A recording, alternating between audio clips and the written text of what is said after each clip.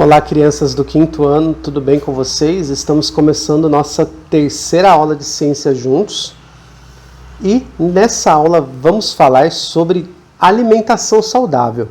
Vamos falar sobre o que os alimentos fazem no nosso corpo, qual é a função de cada alimento e também, junto com a alimentação, vamos falar sobre outras coisas que são importantes para manter a nossa saúde, como, por exemplo, um bom saneamento básico. O que será que significa essa palavra saneamento básico? Vamos descobrir hoje.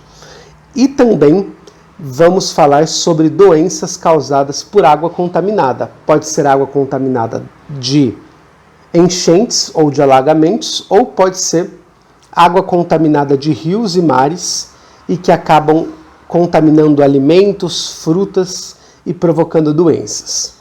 Vamos falar sobre tudo isso juntos? A gente começa essa aula falando sobre tipos de alimentos. Os alimentos que nós comemos podem ser organizados em 3 grupos principais. Você sabe quais são esses grupos? Bom, os alimentos, eles são organizados de acordo com a função que eles estabelecem no nosso corpo, para que eles servem no nosso corpo. O primeiro grupo de alimentos que vamos falar são dos construtores. Os construtores são mais conhecidos como proteínas. Que alimentos que contêm, em sua maior parte, proteínas? Os ovos, as carnes, o leite e seus derivados, como queijos e iogurtes, o feijão, a soja e a lentilha. Por que esses alimentos são chamados de construtores? Porque eles ajudam a aumentar a imunidade do nosso corpo e a construir e renovar partes. Você já deve ter ouvido falar que a nossa pele, ela se renova durante a noite enquanto nós dormimos. As proteínas ajudam a renovar a nossa pele e ajudam também, por exemplo, a construir os músculos do nosso corpo. Quando você faz exercícios, a proteína dos alimentos que você consome ajudam o seu corpo a construir os músculos que você está desenvolvendo através do exercício. Outro tipo de alimento que nós consumimos são os alimentos energéticos. Dentro dos alimentos energéticos estão os carboidratos e os lipídios. Os lipídios são as gorduras que nós consumimos na alimentação. Carboidratos podem ser arroz, feijão, batata, cenoura, pães, massas e bolos. Perceba que o feijão está nos 2 grupos. O feijão está no grupo dos carboidratos e também das proteínas, exatamente porque o feijão contém um pouco de cada um desses grupos. Então o feijão, ao mesmo tempo que nos traz energia, também vai ajudar a construir o nosso corpo, principalmente com o ferro, que é um elemento que contém o feijão. Bom, alguns alimentos ajudam a construir o nosso corpo, outros alimentos, como os energéticos, nos ajudam a ter energia para o nosso dia, energia para fazer exercícios, energias para ficar em pé, energia para dormir, inclusive, porque enquanto você está dormindo, você também está consumindo energia que você adquiriu através dos alimentos. Outro tipo de alimento também que faz parte da nossa dieta, da nossa alimentação, são os alimentos reguladores, e o próprio nome já diz o que eles fazem. Eles ajudam o nosso corpo a funcionar bem.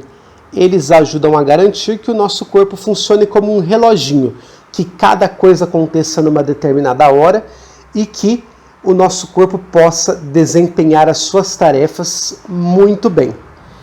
Que alimentos ajudam a regular o nosso corpo? Vitaminas e sais minerais. Essas vitaminas e esses sais minerais são encontrados principalmente em verduras e frutas, como a alface, a chicória, a maçã, a melancia e o limão. Limão e laranja que juntos carregam muita vitamina C, uma das vitaminas importantes para o nosso corpo. Existem alguns legumes, como a cenoura, que também carregam vitaminas que são importantes para regular as nossas funções, as funções do nosso corpo, como o beta-caroteno, que auxilia a garantir uma boa visão. Falamos sobre os grupos de alimentos, então agora vamos falar do que nós precisamos para ter uma alimentação saudável.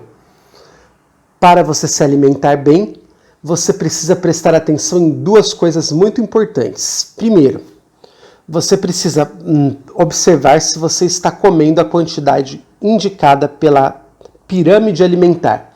O que é a pirâmide alimentar? Ela indica a quantidade de porções de determinados alimentos que você deve consumir por dia. Além disso, você precisa ter a atenção para consumir a variedade adequada dessas comidas, desses alimentos.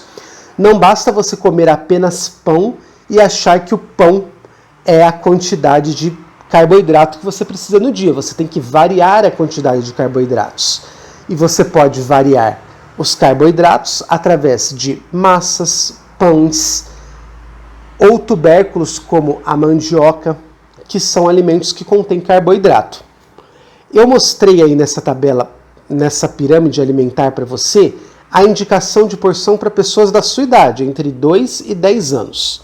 Então vamos observar, vamos chegar mais perto da pirâmide para observar outras informações importantes. Então, macarrão e outros carboidratos, você deve comer 6 porções no dia. O que seria uma porção de carboidrato? Uma fatia de pão, por exemplo, ou 3 colheres de sopa de arroz, ou uma porção de macarrão. Você também, durante seu dia, deve consumir 3 porções de verduras e legumes, 2 porções de frutas, 2 porções de proteínas, entre elas o leite, a carne e os grãos. E aí entra este grupo muito importante que você deve tomar muito cuidado, que é o grupo da moderação, ou seja, é o grupo de alimentos que você deve prestar muita atenção se você realmente quer consumir. Entre eles estão o óleo, a margarina, os açúcares e sobremesas. E aí podem entrar também salgadinhos de pacote e outros produtos industrializados. O que significa que você deve consumir esse produto com moderação? Bom, essa palavra moderação depende. Essa moderação pode ser que você nunca deve consumir esse produto. Existem famílias que dizem para que seus filhos nunca consumam produtos produzidos pela indústria. Essas famílias estão erradas? Estão certas? Depende. Existem estudos, existem pesquisadores que estudam os produtos industrializados, principalmente esses salgadinhos de saquinho, as bolachas recheadas, a própria margarina, o óleo de soja, e eles demonstram que estes produtos podem causar doenças. Podem causar doenças agora? Não. Podem causar doenças no futuro se você consumir esses alimentos em excesso. Então, moderação, pode ser que você consuma apenas uma vez na semana, uma vez por mês. Então, isso vai depender muito da sua saúde, do seu metabolismo, como o seu corpo processa alimentos ricos em açúcar, em gordura.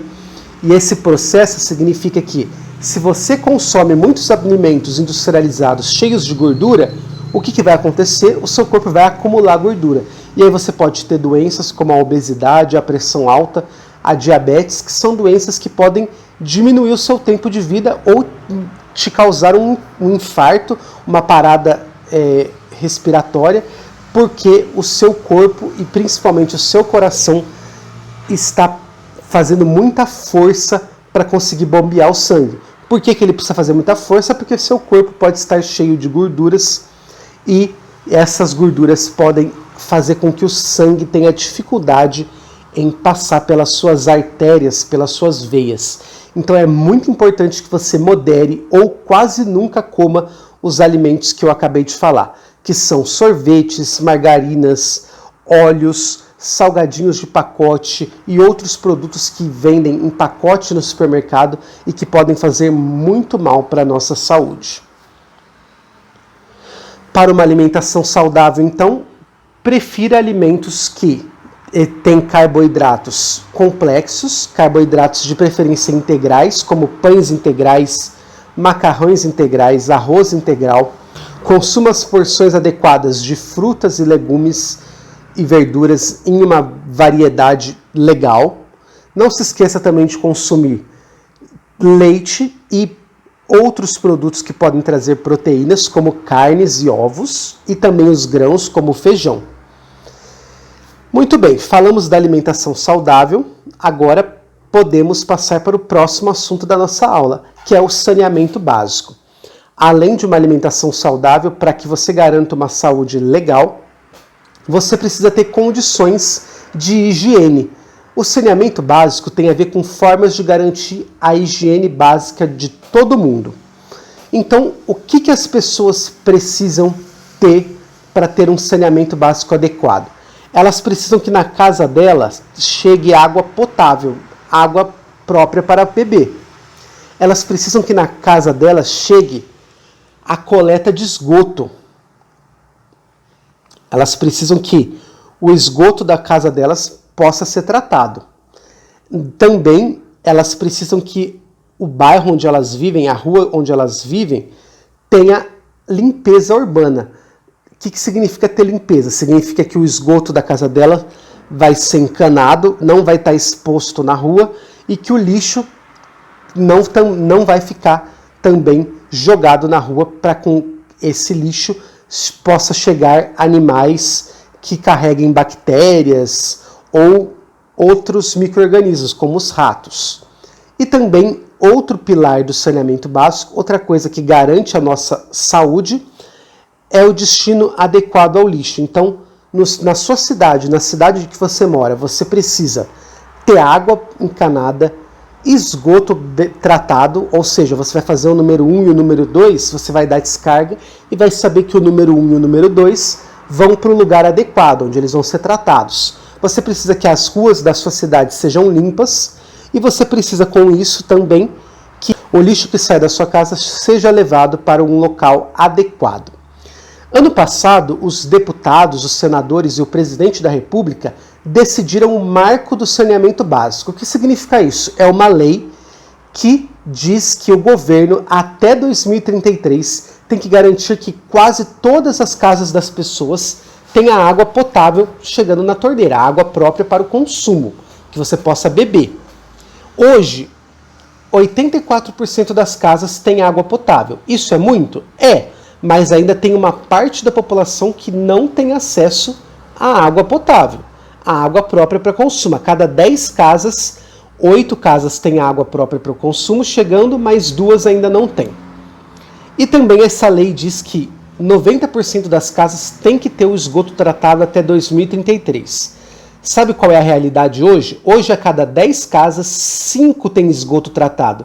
E as outras 5 acabam jogando o esgoto nos rios, ou mesmo em locais próximos onde as pessoas passam, e aí as crianças podem pisar em cima de água com o número 1 e o número 2, e isso pode trazer doenças muito sérias e que podem levar essas crianças e esses adultos, inclusive, à morte. Falar de saneamento básico também tem a ver com falar sobre doenças que podem ser causadas por água contaminada. Vamos falar sobre 2 doenças que podem ser causadas por água contaminada: a leptospirose e a cólera. Então a água ela pode estar cheia de vermes, de bactérias ou de vírus que podem causar doenças. A leptospirose, por exemplo, é uma doença causada pelo xixi do rato. O que acontece? O rato faz xixi na água e essa água que, por exemplo, pode ficar parada por conta de uma enchente, ela se mistura com esse xixi e aí animais que moram com a gente, como cachorros e gatos, podem ter acesso a esse xixi e essas bactérias que estão no xixi do rato entram dentro da pele do rato, do cachorro, do gato ou mesmo de nós, seres humanos, e acabam nos levando a ter essa doença chamada de leptospirose.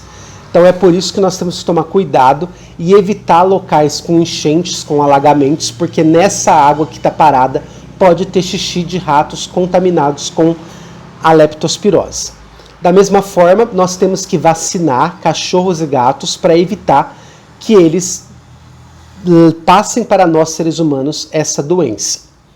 Outra doença que pode ser causada por bactérias que ficam na água também é a cólera. A cólera é uma doença que causa muita diarreia e que essa diarreia pode levar, inclusive, a pessoa a morrer. Essa bactéria normalmente ela é encontrada em águas de rios ou de mares ou em alimentos que estão mal lavados, como verduras, frutas e carnes. Então, por isso que quando a sua mãe chega do mercado, ela lava muito bem a salada que vocês vão comer e também é preciso que você lave as frutas. Já as carnes, se elas forem bem cozidas, elas já é uma garantia que no cozimento a carne vai ser morto aí qualquer tipo de bactéria ou vírus ou vermes que podem ter nessa carne, apenas com o cozimento. Atenção, por exemplo, a carnes consumidas cru, como os salmões, que podem ter alguma bactéria ali, então você tem que saber exatamente de onde veio aquele salmão e se aquela carne foi devidamente higienizada. Bom, espero que você tenha gostado de conversar comigo sobre os assuntos dessa aula. Não esqueça que nós estamos juntos, então qualquer dúvida que você tiver nas atividades, alguma palavra que você não entendeu da questão, você pode me perguntar, tá bom? Nos vemos na próxima aula de ciências. Até lá!